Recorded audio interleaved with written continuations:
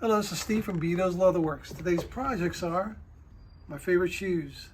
All right, what we got here is a 93605, which is the number 8 shell Cordovan. Now these are, I'm gonna guess, maybe about late 70s, 80s. They've never been reheeled before, resoled before. The V cleats right here are inserted in, which are the older ones are flush with the edge. The newer ones are, when I say newer than 45, 50 years, are inserted a little bit into the leather heel. We're going to tear them down, just give them the works basically. A new split welt, midsoles. We're going to do leather heels with a V cleat with the brass nails, double row brass nails instead of the steel nails. Okay, now we've got the second pair. This is the 93633. This is the Forrest green. Most people say this is the holy grail of Florsheims, and I agree. This is from 1966, which is the year of my birthday. 1966, I was born. More men wear Florsheim shoes than any other quality makes combined. In fact, one pair is purchased every 4 seconds of a normal business day. Men know Florsheim quality, a dedication to perfection best typified by the superbly fashioned Imperial. Far and away the finest shoe ever made. Why not join the millions? Now that saying was from 1966 advertisement. These were sold for $36.95, and the regular Florsheims were $19.95 to $27.95. But unfortunately now it's going to be in the hundreds for me to bring them back to what they used to be. All right, so let's get started and I'll show you what we're going to do.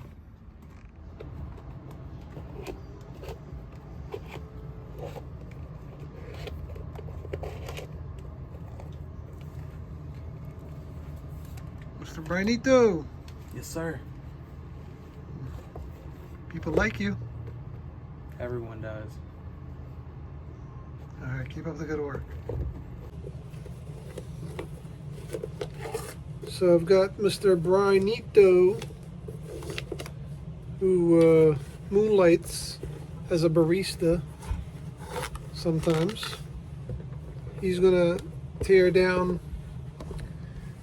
He's gonna tear down the shell Cordovan, and I'm gonna tear down the Forest green. You ready? Yes, sir. Let's go.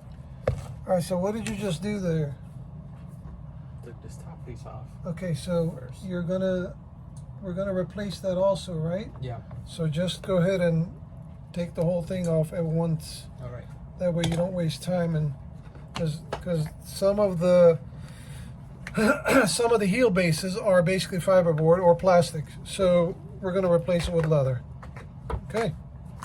So just take that off, and we're not going to use it again. This sucker does not want to come off.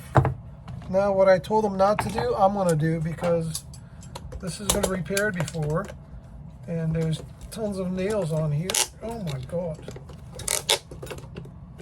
I can't get to the heel base.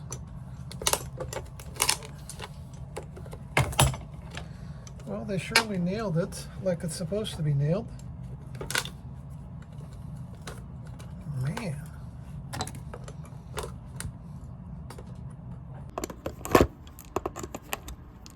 Not only the square nails, rectangle nails, but they have some machine nails also. So this is basically the fiberboard heel base.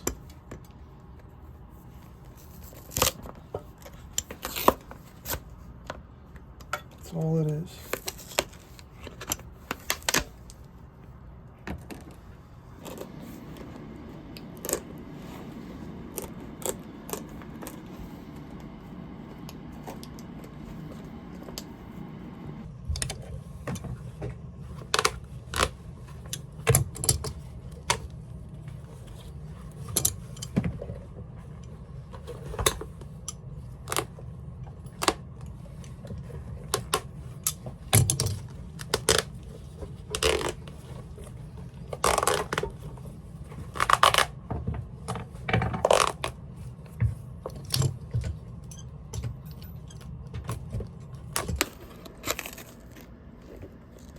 metal shank and a fiberboard piece.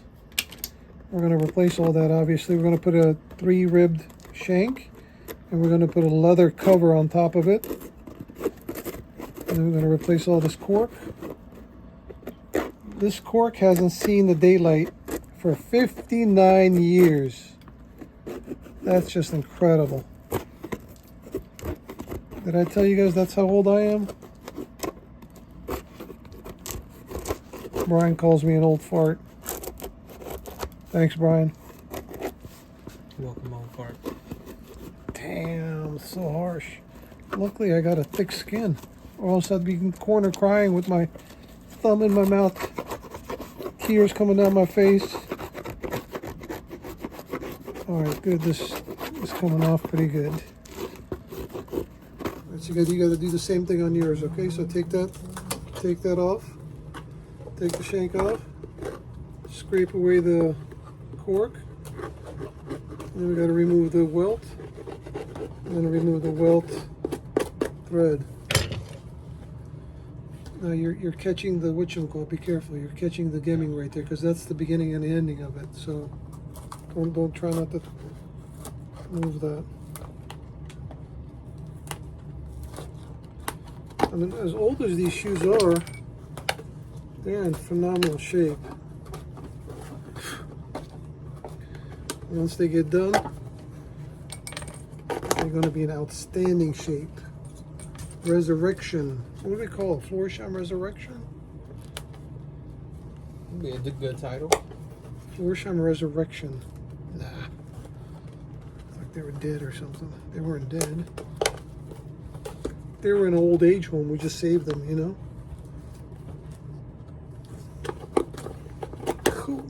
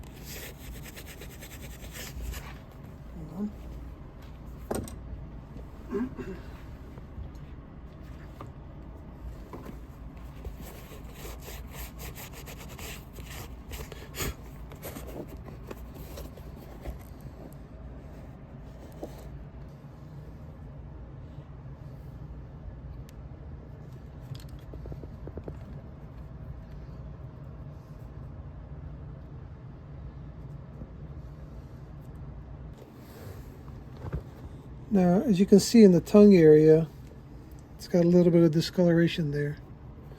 So we're going to basically just kind of dab the dye to blend that in as best as we can.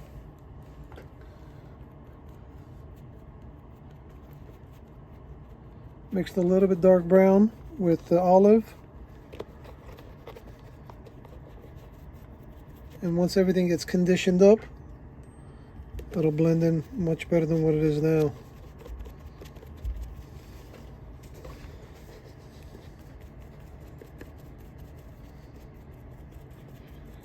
Not 100% covering it up, just kind of blending in the light areas, adding some dark to it, or some olive color. If you dye it, if you put too much dye, it's going to show. And you can tell which part's been dyed, which one hasn't. Now, I know this looks a little bit darker here, but once I get done with it, everything will blend in much better than what it is right now. It'll look much better than what it was. Presentable.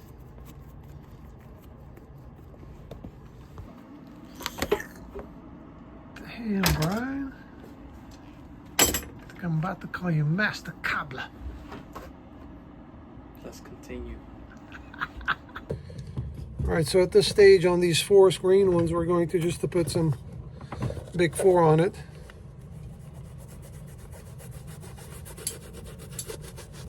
They're beautiful shoes.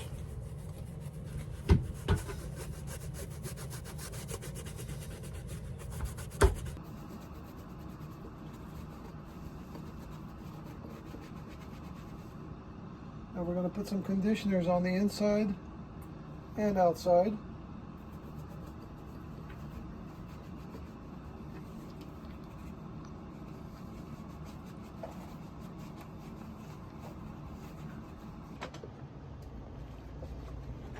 All right, this pair is ready to put the welt on.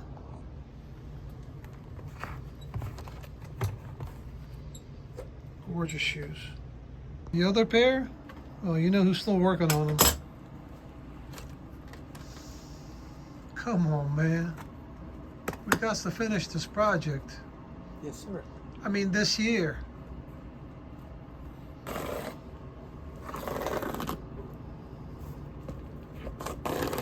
Man, you're looking like a real cobbler. Damn, good job, Brian. All right, so we're going to do the same thing for these beauties. Make sure we get on the lining and on the exterior.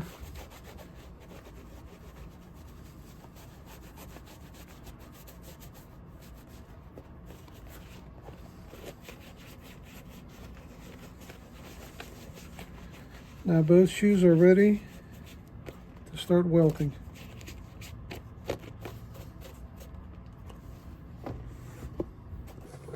So take a look at this detail right here. This is a fishing line. It's just a fishing line basically. This is what they used to use to take the uppers, and then they would wrap the wire around it and pull it. That would get rid of the wrinkles at the toes. Now this used to be metal before. Not sure what year they switched over to you know, the fishing line. But now they don't even have this. They have machines, basically you put it in and it tucks everything under and it makes a nice crease on the side to attach it to the gemming. It's really cool. We don't need that anymore, so we're going to remove that.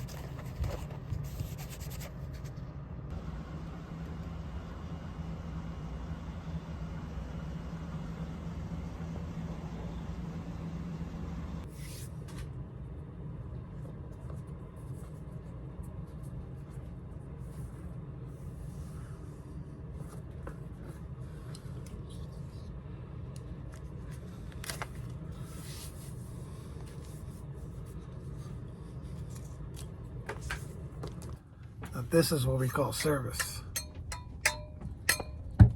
Hell.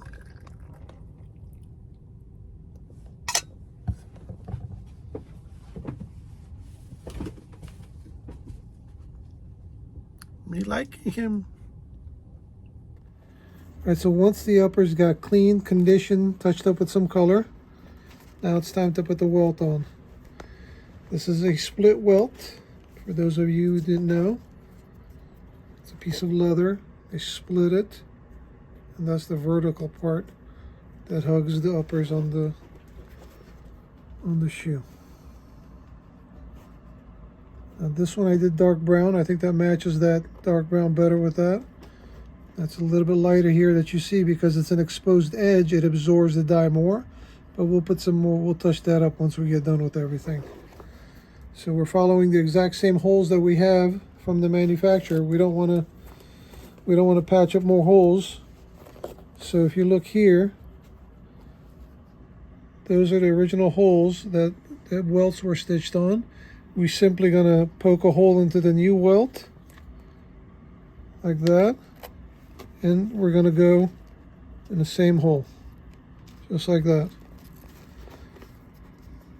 We'll hook the thread, pull it through, run it through the loop, and I have this, my pinky, this is a new one because I lost the other one. I'll grab this here and I'll wrap it around the handle and pull it tight. And continue that throughout the whole shoe. And we've got this one and 3 more to go and we'll be done. All right, let's continue.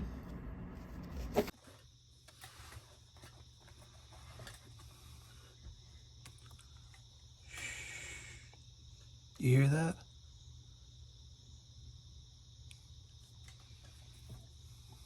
Those are the crickets.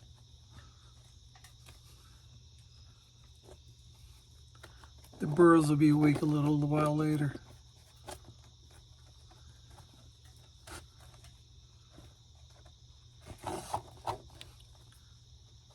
Very peaceful and quiet. Just like what I like.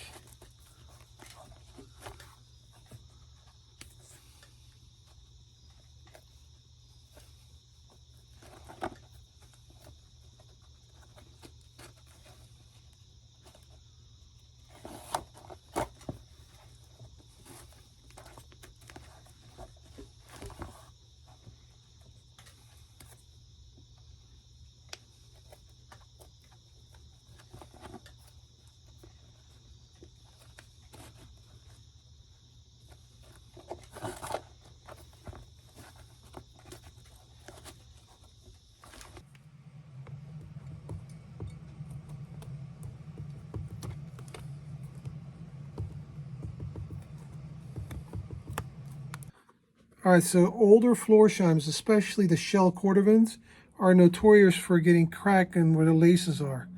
Now these had the blind eyelets, right? The eyelets are only on the lining and nothing on the exterior.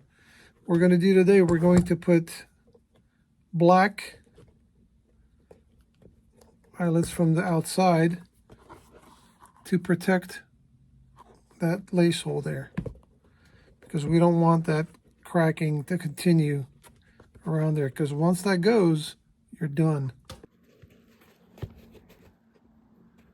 So there's 2 kinds of stamps we can do. This one right here, or this one looks like it's in a sunflower or a flower pattern. Looks the same from the outside, but I think this one is going to hold a little better, because this one is not going to hold the lining as best because it's too short, looks like. So we're going to do it with the flower pattern.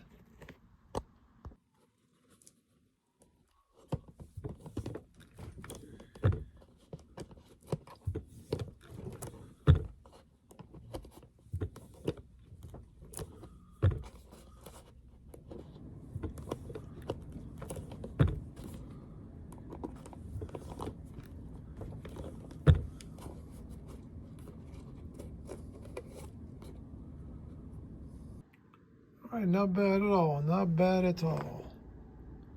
That'll reinforce that area. Some people do it with brass eyelets, some people do it with black. I kind of like the black, it's more muted this way.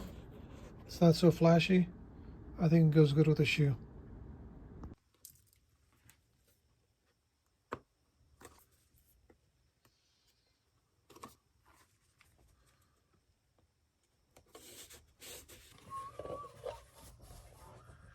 We got a leather covered shank cork.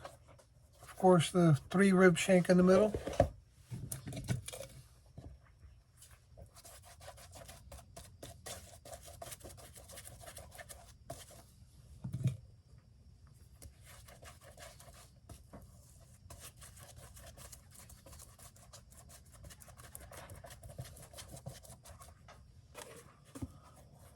Same with this one, leather covered shank cork.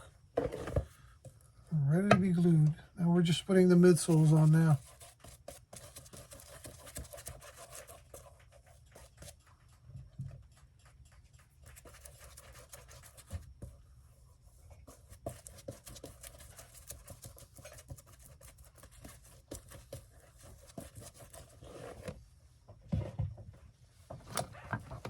Nice leather midsole.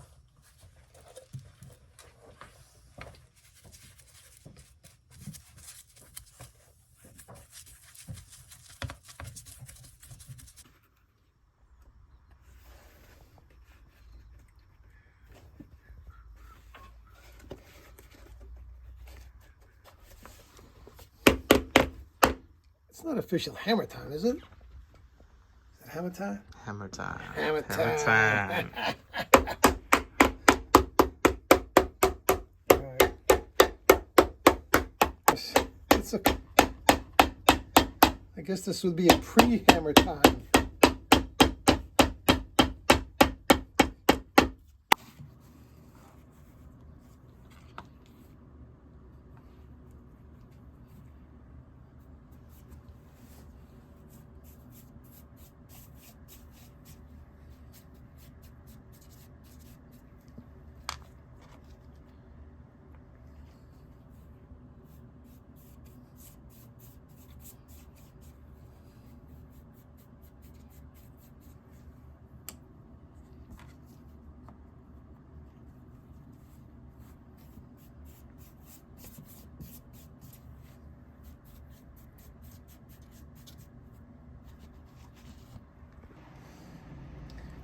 Y'all know what time it is? It's hammer time. Man, we got a lot of hammering to do today, huh, Brian? Yes, we do. We can't show every little bit of hammering, just a few times. That's it. We don't want to trigger too many people, you know? Everything in the center.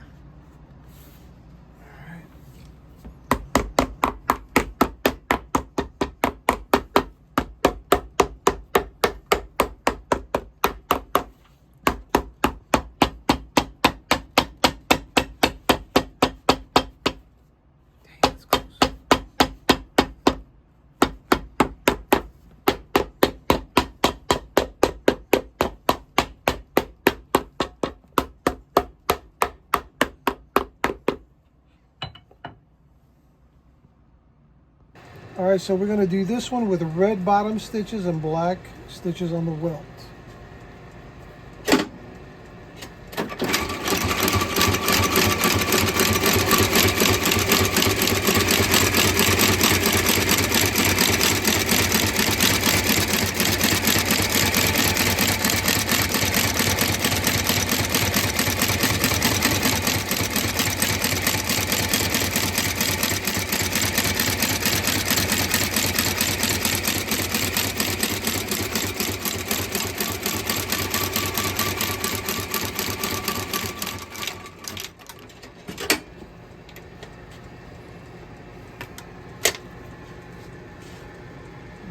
Very nice.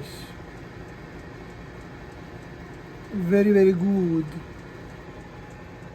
All right, so we're going to do the green thread on the bottom on this one because I think it'll complement the uppers pretty well.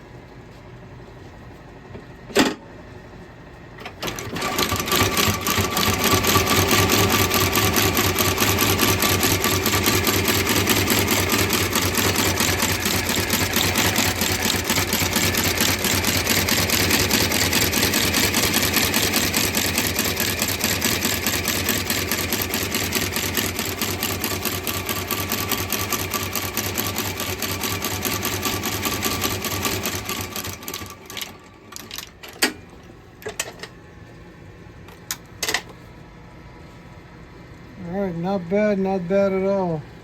I think that green complements the uppers pretty well.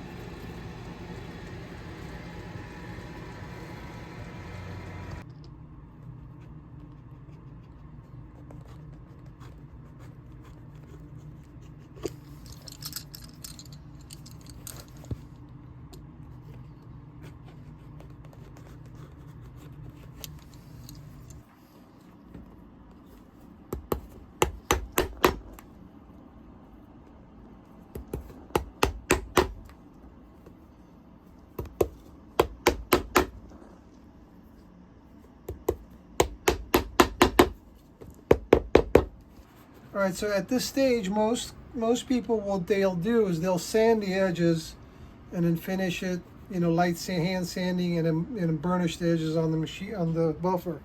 Well, the way I like to do my edges is use these trimmers here. These are called trimmers.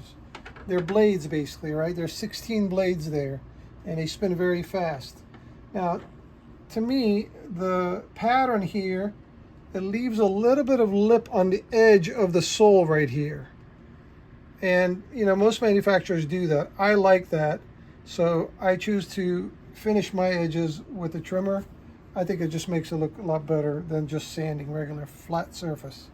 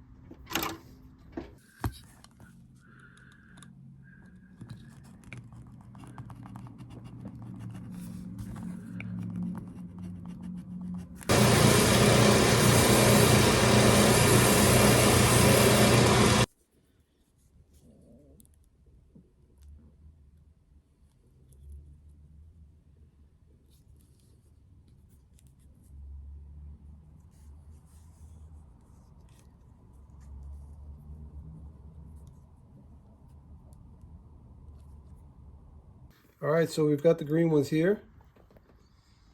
I think they turned out pretty good. You guys remember I was talking about the little lip on the edge of the sole? That's what I'm talking about right there. Just visually, it's different than just flat sanding. Lots of details go into these shoes. And we did the green thread, just to kind of match to the uppers. And then we got a little gift for the customer. I made him a small shoehorn with the green stitches. This is shell Cordovan. And this is the back of the leather. This was the navy blue shell Cordovan, but the back looks almost like green, so I figured I'd show the green, basically close to the green color, what he has. All right, so we've got the shell Cordovan number 8. These are also beautiful shoes.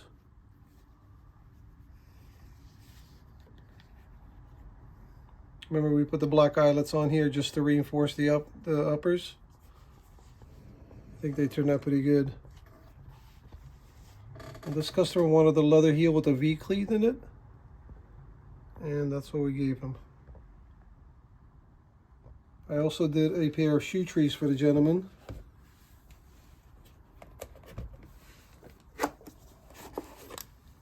We got the sock liners also.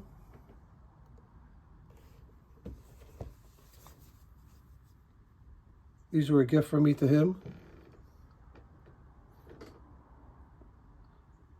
Double tube cedar with a leather cover.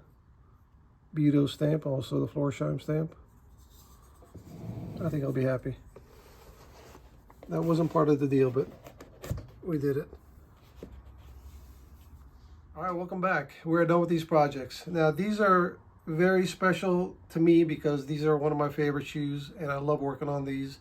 And the details that I put into it, the time-consuming work, but I like it anyway. It doesn't matter. It's something that if you love what you're doing, it's going to show in the work.